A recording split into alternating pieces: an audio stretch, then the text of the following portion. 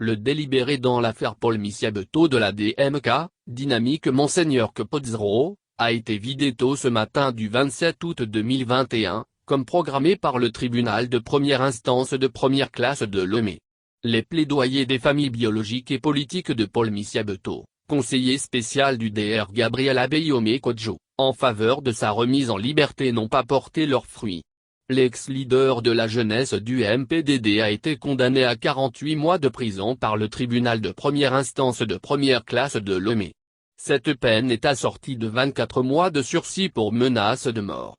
Le politique Misiabeto séjourne en prison depuis le 17 mai 2021. La décision de ce 27 août signifie qu'il a encore au moins 21 mois à passer derrière les barreaux.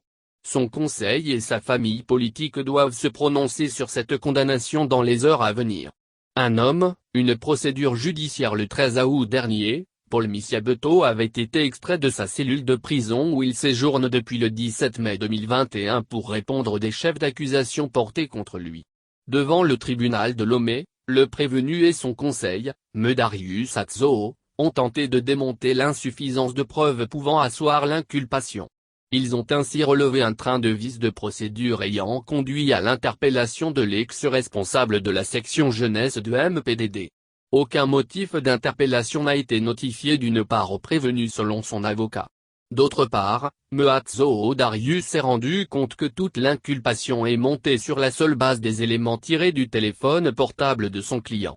Ce qui constitue une violation des articles 25 et 29 du texte fondamental togolais, relatif à la liberté d'expression et au secret de la correspondance, des communications et des télécommunications, selon ses mots.